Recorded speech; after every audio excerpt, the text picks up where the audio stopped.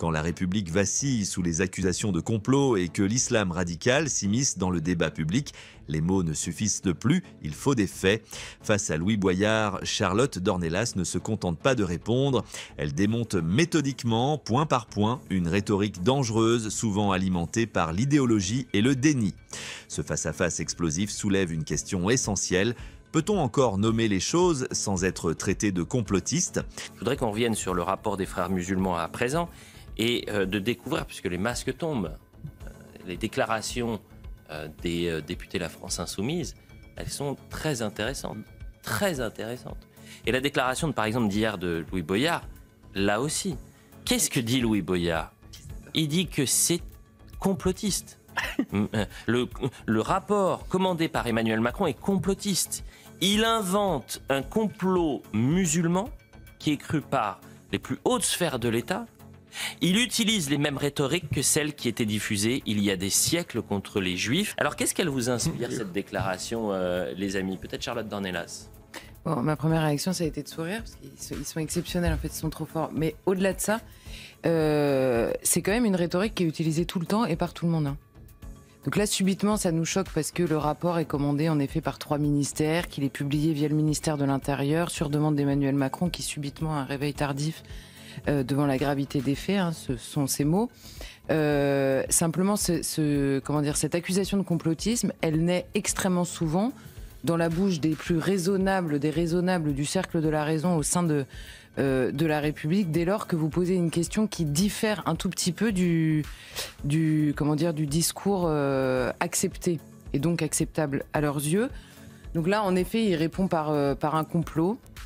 C'est un déni de réalité hallucinant, mais c'est un déni qui guette beaucoup plus largement qu'à la France Insoumise. Inel Baïs, qui est intéressant, vous parlez du complot, on reviendra dans d'autres cas. Moi, j'ai le souvenir du Covid. Si vous alliez contre la pensée du gouvernement... excusez-moi, le Covid, la Roumanie... Mais alors évidemment, vous pouviez être condamné. Du moins, Ursula von der Leyen et au banc de la société. Hein, et là, vous avez donc une partie de la classe politique qui confirme peut-être les dires de certains, de dire il y a un islamo-gauchisme qui est décomplexé en France, avec un député, c'est pas n'importe qui, Louis Boyard. Malheureusement, n'importe qui.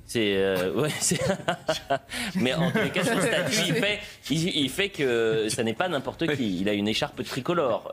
Ça n'est pas n'importe qui. Il n'est pas le maire qu'il aurait souhaité être, puisqu'il a été défait lors des municipales, mais quand même, c'est un député de la République qui vous explique qu'on est en plein complot via ce rapport, Amine. Ce tweet n'est pas anodin.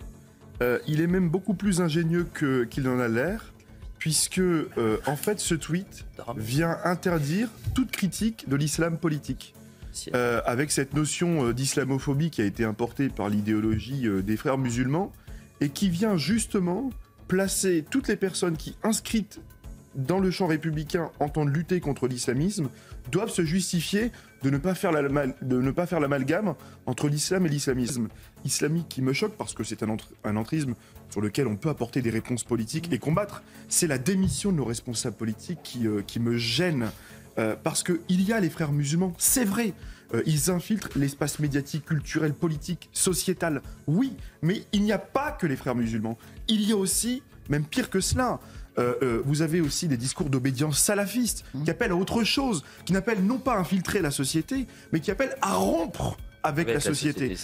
Et donc c'est pour ça que je vous dis, ici on a 2 visions extrêmement radicales qui s'opposent totalement, mais qui constituent tout aussi un danger pour la société. Et donc la seule solution, Elliot, et j'en terminerai par là, c'est que nos responsables politiques reprennent le pouvoir. Et pour cela, nous pouvons faire, dès demain, nous pouvons refuser l'islam consulaire, c'est-à-dire les pays étrangers comme le Maroc, l'Algérie, la Tunisie, la Turquie, qui nous imposent chaque année leur imam dans leur mosquée, avec leur discours et leur propre façon de voir la société et d'influer sur le marché du halal. Voilà.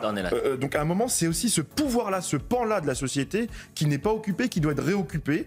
Et ça, on a un ministère des cultes. J'ai quand même l'impression qu'on n'a plus d'imams étrangers. Désormais, c'est terminé. Les financements étrangers, c'est terminé. Il y a encore des exceptions, mais en effet, c'est un sujet qui a été traité dans la foulée de la loi contre le séparatisme, la volonté de ne plus avoir. Mais le problème, c'est qu'on n'en a pas ici. Et par ailleurs, ceux qui sont parfois formés ici sont sont parfois pires que ceux qui sont à l'étranger. C'était un des problèmes soulevés à ce moment-là. Mais pour répondre à la jeune femme avec qui vous avez parlé, Yasmina, ouais. C'est le sujet qui s'impose à nous ces derniers temps, et ça crève les yeux dans le rapport, mais il y a beaucoup de gens qui ont encore du mal à le voir parmi les gens qui commandent le rapport ou qui le commentent.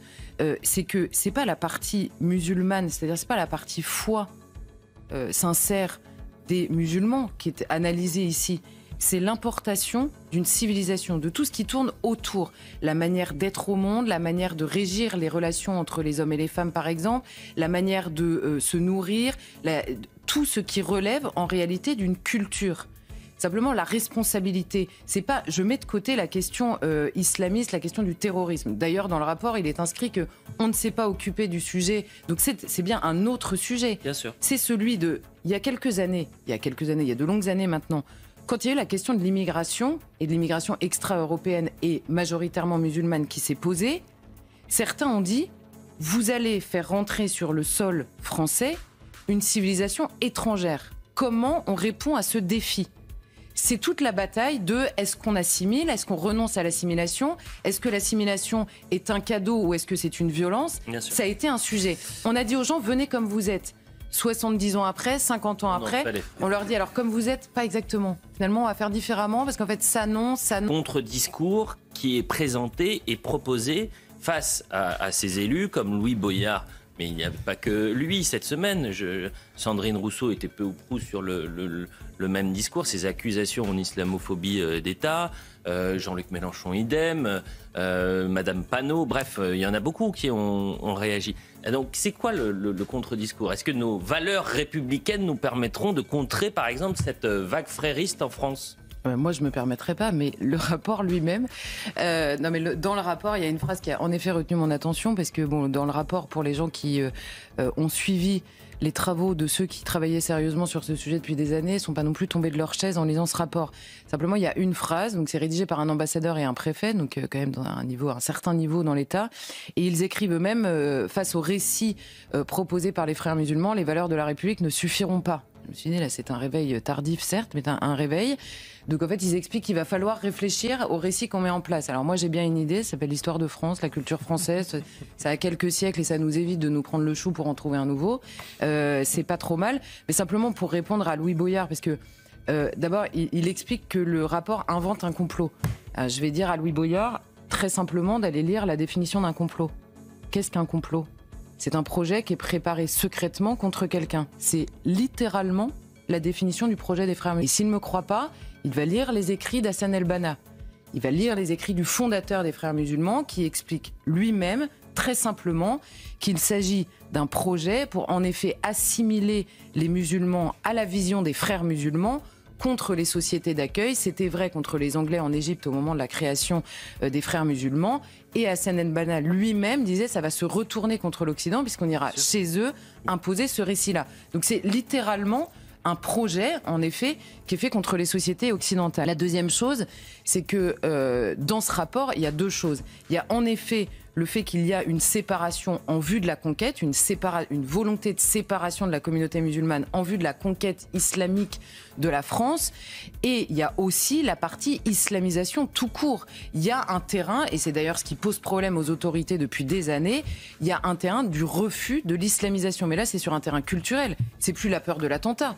C'est la peur du changement de mœurs qui est imposé dans certains quartiers et qui sont différentes des mœurs françaises. Ça, c'est évidemment par le biais, de l'immigration. Et d'ailleurs, les frères musulmans disent eux-mêmes depuis des années compter sur l'immigration. Ils s'implantent dans les lieux où il y a une forte immigration musulmane par la force des choses. Et donc là, c'est tout simplement une course contre la montre à l'assimilation. Qui assimilera ? La France ? Le débat entre Charlotte Dornelas et Louis Boyard illustre un malaise profond. La difficulté en France de parler sereinement d'islamisme radical sans être accusé d'intolérance. Pourtant, les chiffres sont là, les faits aussi, et les silences deviennent complices. Refuser de voir, c'est abandonner le terrain à ceux qui sapent les fondements même de la République. Plus que jamais, il est temps d'exiger clarté, courage et cohérence.